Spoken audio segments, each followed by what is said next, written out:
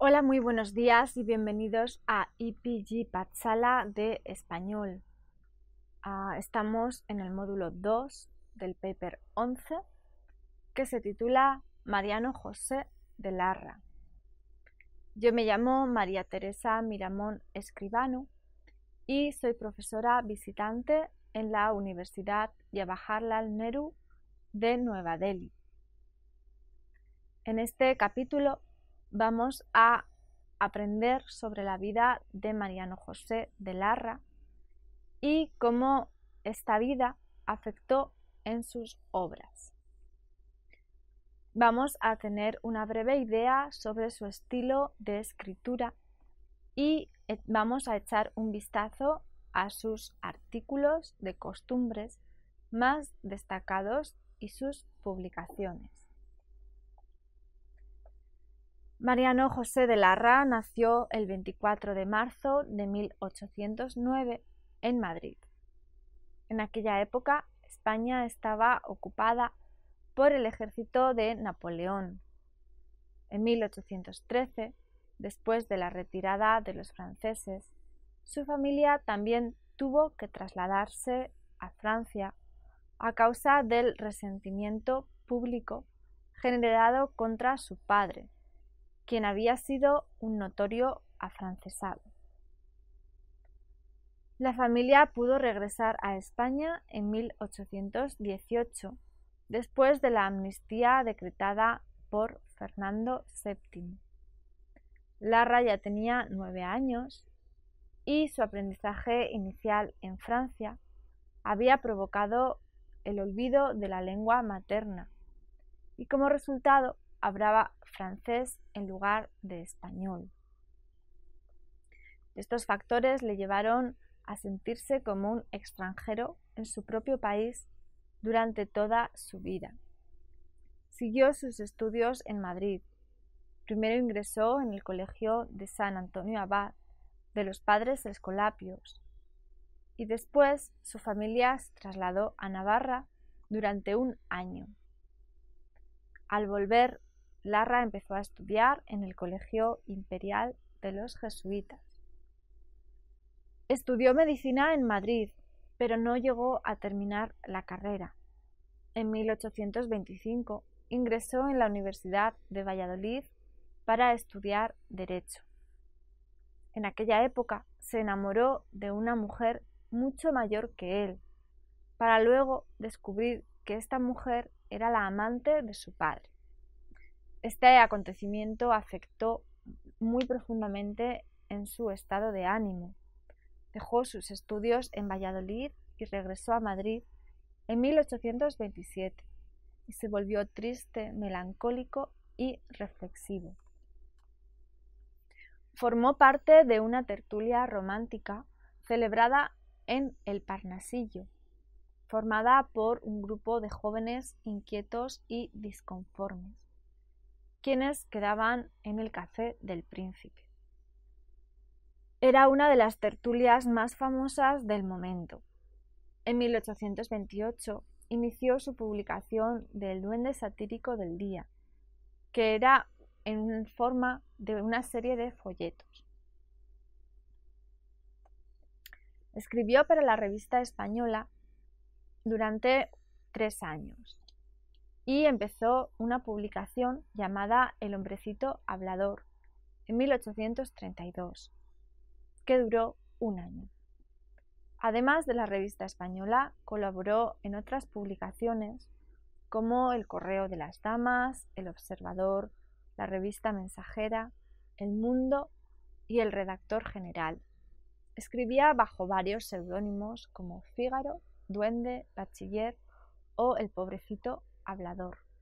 Se casó temprano con Josefina Betoret y Velasco y tuvieron 3 hijos, pero no fue un matrimonio feliz. Se separó de su mujer en 1834 y tuvo unas relaciones amorosas con Dolores Armijo, las cuales fracasaron. Esto produjo en Larra un desengaño muy agudo sobre la vida y, al mismo tiempo, tenía graves dificultades financieras. Al mismo tiempo, su pesimismo sobre las posibilidades de las reformas sociales y políticas significantes creció. Se lanzó al terreno de la política activa, pero esta incursión también fracasó. Todos estos fuertes desengaños y fracasos, incluso las dificultades económicas, los amores frustrados y una psicología vulnerable, le llevaron a su suicidio en 1837, con 34 años de edad. Respecto a su estilo de escritura, junto con Goya, Larra representa el paso del neoclasicismo al romanticismo. Como escritor, muestra facetas muy variadas. Es conocido como un articulista de costumbres, crítico teatral y literato, novelista y poeta. Sobre todo está considerado como uno de los mejores periodistas españoles de su época. Él destacó en la prensa político-satírica. Sus artículos de costumbres le trajeron mucha fama y prestigio. En estos se puede observar un agudo análisis de las costumbres, de la realidad social, cultura y política, así como la penetración en la psicología humana. Es evidente su pesimismo social y existencial. Las obras de Larra incluyen un ataque satírico contra la sociedad y sus gustos literarios junto a su incompetencia política. Retrata todo desde una visión crítica. El escepticismo marca su obra. Muestra la sensación de lo absurdo y vacío en la vida política y social española. Utiliza sus artículos para criticar la hipocresía de una sociedad a la que solo importa mantener las apariencias. Ataca a la gente corrupta. También ridiculiza la ignorancia. Retrata el egoísmo y la maldad presentes en las relaciones humanas. Critica la hipocresía humana y la vanidad y representa la necedad humana. Es evidente el pesimismo y la desesperanza en sus artículos. Plantea temas en un tono ingenioso y divertido. Rige un sentido de malestar profundo. Prevalece la ironía mordaz y bajo su gracia y humor yace el pesimismo. Pinta los vicios y mezquindades sociales en tintas negras. Recurre al sarcasmo y la caricatura para presentar esta sociedad. Larra hace todo esto con un sentido mordaz y en un tono de ironía. La sátira y el humor tan ligados con esta ironía, todos sus artículos, aun los más trágicos, que tienen una visión pesimista de la vida y del desengaño, contienen elementos de ironía, ingenio y gracia. Es solo hacia su muerte que recurre al uso de un tono sombrío. Mucha de su obra se plantea en forma de pura caricatura. Presenta las descripciones grotescas de los personajes y también recurre a las animalizaciones.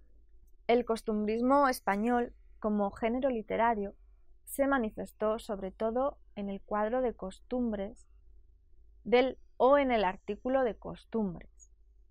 Larra sobresale en esta literatura de costumbres. Desde su mirada proporcionó una vista de la sociedad y los vicios de la época y sus comportamientos. El cuadro de costumbres, como subgénero literario, constituye en una descripción de las escenas, la sociedad, los lugares, instituciones, costumbres y diferentes clases sociales existentes. Muchas veces tienen un tono humorístico o satírico y también tienen un propósito didáctico o moralizador. En sus artículos de costumbres, Larra no solo proporciona una aguda crítica de la sociedad, sino que quiere proponer cambios sociales e individuales. Presenta observaciones desencantadas. Sus artículos contienen una intención de reformar y tienen una perspectiva moral. Observa y comenta la realidad desde una perspectiva hondamente crítica. Utiliza la sátira para subrayar los defectos presentes en la sociedad y en el sistema político, pero todo con un fin didáctico y reformador. Sus artículos levantan una voz contra el absolutismo, el fanatismo, la tiranía y el conservadurismo. La suya es una voz en defensa de la tolerancia, los derechos individuales y el progreso, exaltando la libertad y defendiendo las ideas liberales.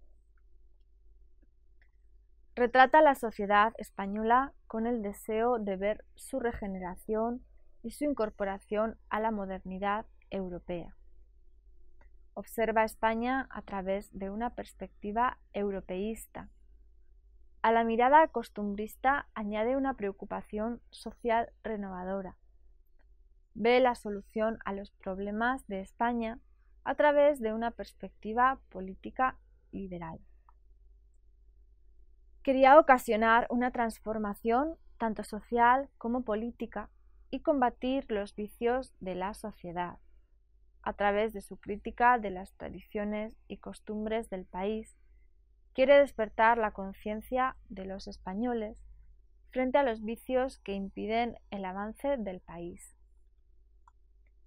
Escribe con mucha sencillez y claridad. Su humor es picante, mordaz y agrio, dirigido a mostrar la degeneración de la sociedad. Bajo una ligereza y aparente superficialidad de estilo, hay una profunda y filosófica observación de la sociedad. Utilizó su ingenio y sarcasmo para describir la corrupción, la pereza, la hipocresía, el conservatismo en que, como percibió desde su mirada costumbrista, estaba hundido España. Hay una naturalidad y espontaneidad en su estilo. Larra se distinguió como autor costumbrista por su profundidad analítica y la penetración de su crítica. Sus artículos muestran un discernimiento, exactitud y precisión, todo gracias a una profundidad de percepción y reflexión. Larra escribió sus artículos en la primera mitad del siglo XIX, pero todavía siguen teniendo una gran actualidad y vigencia. Pone en uso metáforas que comparan varios tipos sociales a los seres del reino animal, vegetal y mineral. El juego de palabras es un recurso común. Utiliza la parodia para expresar sus observaciones. Subraya lo absurdo y lo degradado con el uso de la comparación humorística. Además de metáforas, recurre al uso de los retruécanos y paralelismos. Abundan los vulgarismos, arcaísmos y tecnicismos. La vida personal de Larra estuvo llena de tristeza, lo que está reflejado en el tono de sus obras, que llegaron a ser muy agudas y pesimistas. Tenía muchos problemas con la censura. Su desilusión y desesperanza aumentaron. A él le preocupaban mucho los defectos y problemas de la sociedad madrileña, dado que pasó allí mucho tiempo. Escribe sobre Madrid en el artículo Horas de invierno y dice que escribir en Madrid es llorar, es buscar voz sin encontrarla, como en una pesadilla abrumadora y violenta. Su visión de Madrid como un enorme cementerio viviente muestra su melancolía y desesperación. La insatisfacción en sus obras nace de las diferencias entre el mundo deseado y la realidad, una diferencia que Larra sentía muy profundamente. Algunos de los rasgos más destacados de sus obras son la sátira, tono irónico, una crítica aguda de la sociedad, la insatisfacción y frustración, la voluntad reformista, la observación directa, la perspectiva europeísta, la desesperanza política, el pesimismo, la angustia vital o la melancolía. Algunos de sus artículos más famosos de Larra son «¿Vuelva usted mañana?», «El castellano viejo», «En este país» o «La Nochebuena de 1836», «Yo y mi criado», «Delirio filosófico». A causa de la censura rigurosa impuesta por Fernando VII, Larra fue obligado a traducir comedias francesas y hacer poesía de circunstancias. En 1834 escribió una obra de teatro que se llama Macías. En el mismo año también publicó su única novela, El doncel don Enrique el Doliente. Ambas obras, su novela y el teatro, están basadas en la vida trágica del poeta medieval Macías, además de escribir artículos políticos y artículos de costumbres. También trabajó como crítico de obras teatrales para el diario nacional La Revista Española, escribiendo bajo el seudónimo de Fígaro. «Vuelva usted mañana» es quizá su artículo más conocido. Este artículo tiene un propósito didáctico. Se puede ver el deseo del autor a mejorar la sociedad. El objetivo del artículo es denunciar demonios susceptibles de ser enmendados, curar males sociales y corregir defectos resultados de la inercia, la pereza y la carencia de autoexamen. El humor y la sátira son sus armas. Retrata comportamientos ridículos con el fin de instar a sus lectores a traer cambios sociales. El protagonista, Monsieur Sandalay, viene a España lleno de confianza de que todos sus asuntos burocráticos y familiares llegarían a su finalización dentro de 15 días. A causa de la pereza e ineficacia de la gente española, esto no ocurre ni siquiera en 6 meses. Aquí tenemos un fragmento de este artículo famoso de Larra.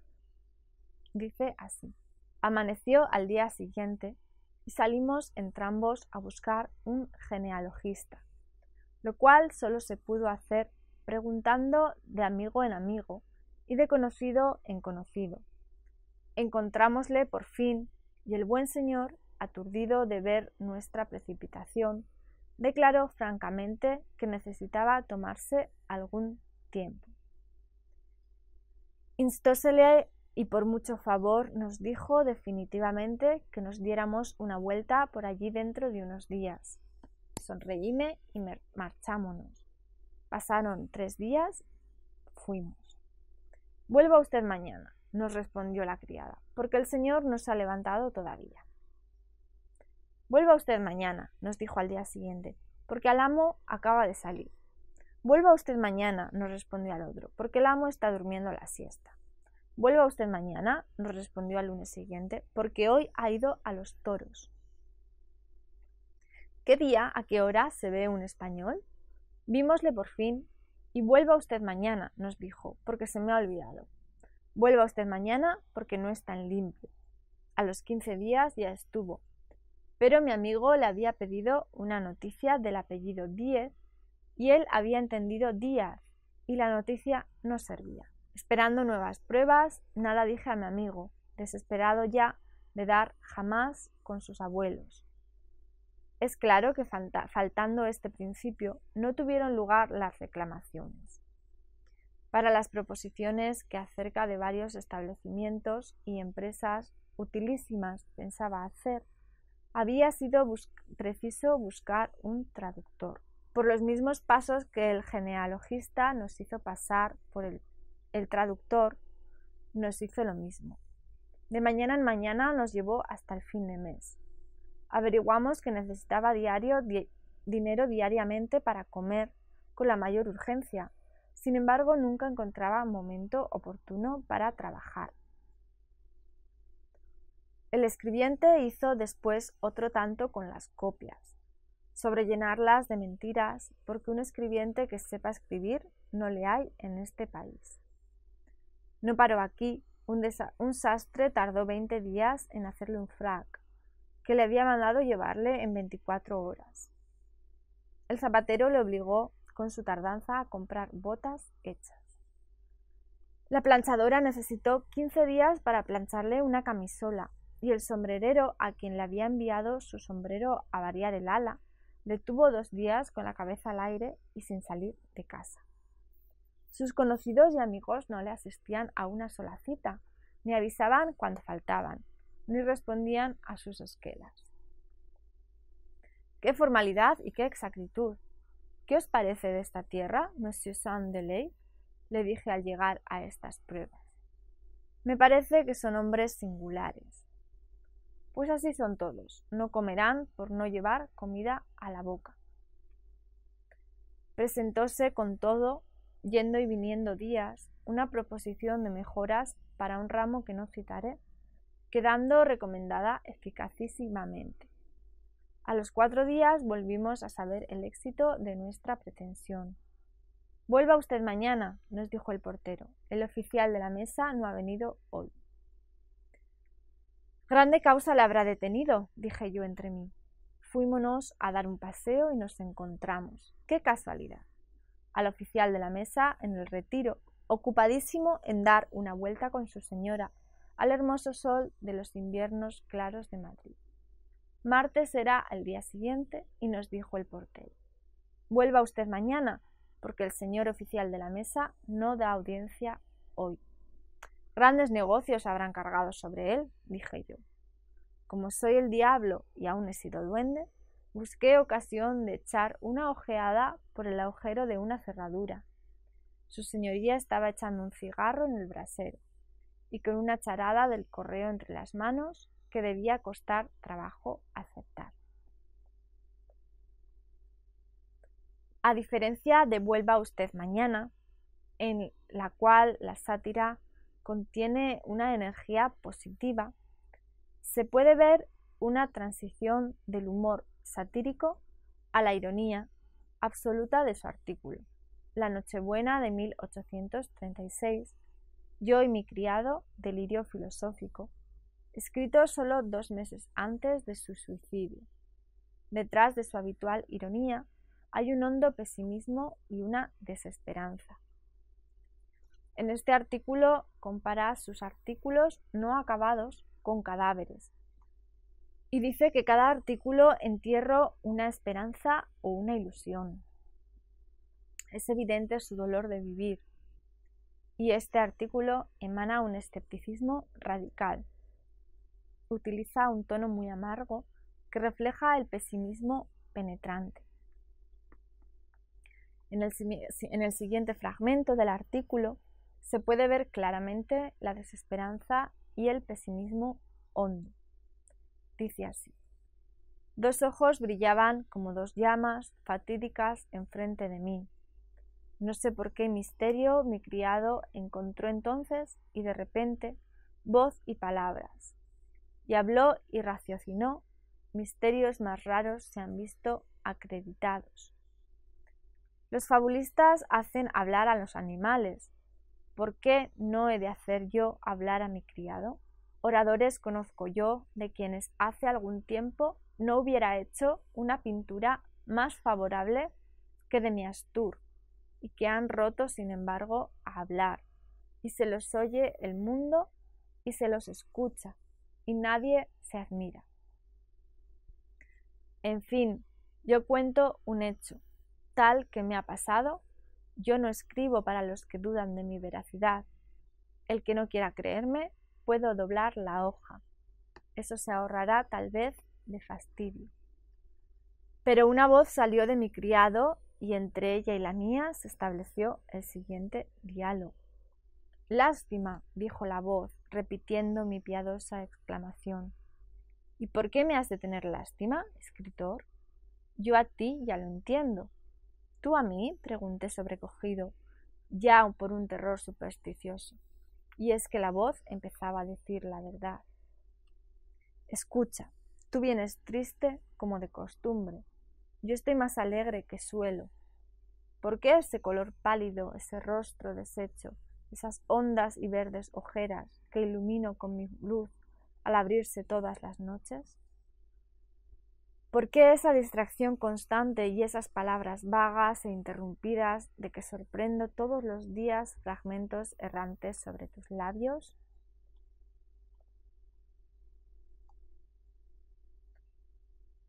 ¿Por qué te vuelves y te revuelves en tu mullido lecho como un criminal, acostado con su remordimiento, en tanto que yo ronco sobre mi tosca tarima?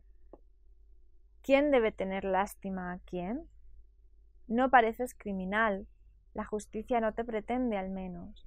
La verdad es que la justicia no prende sino a los pequeños criminales, a los que roban con ganzúas o a los que matan con puñal.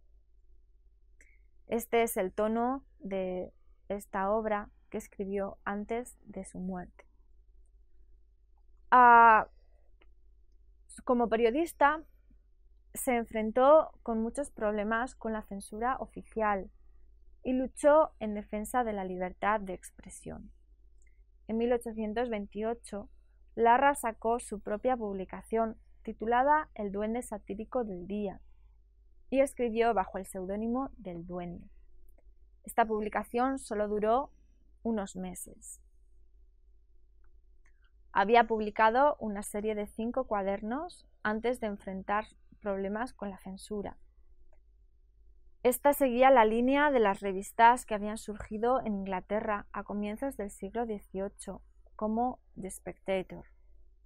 Como estas revistas, también se dedicaba a la crítica de la sociedad de su tiempo. Larra solo tenía 19 años en esa época, pero ya era evidente su estilo sarcástico, crítico y mordaz. Manifiesta su afán por la verdad y sinceridad y su odio frente a la superficialidad, ignorancia e hipocresía. También vemos su entusiasmo por la reforma y el progreso. Este fue su primer proyecto periodístico y le trajo mucha fama y incluyó algunos de sus trabajos más célebres, como por ejemplo El café, en el que se burla de la hipocresía, presunción y vanidad presentes en la sociedad. Otro artículo famoso es Corridas de toros. Con mucha audacia lanza un ataque agudo contra el periódico literario, destacado en el día El Correo Literario y Mercantil, y contra su editor, don José María Carnerero, uno de los hombres de letras más famosos de la época. Después publicó El pobrecito hablador, con una visión esperpéntica de la España casticista. Escribió bajo el seudónimo de Juan Pérez de Munguía, alter ego de Fígaro, y manifiesta su escepticismo respecto a todo lo humano, usando la sátira para criticar la aridez cultural y la corrupción. Algunos artículos destacables que aparecieron en esta publicación son los siguientes: ¿quién es el público? ¿Se le encuentra? ¿Qué cosa es por acá el autor de una comedia? ¿El castellano viejo? ¿O vuelva usted mañana? Esta publicación también fue prohibida por la censura y en marzo de 1833, el mes de la última producción, apareció el artículo titulado Muerte del pobrecito hablador. Eso es todo en el capítulo dedicado a Larra. Muchas gracias por escucharnos.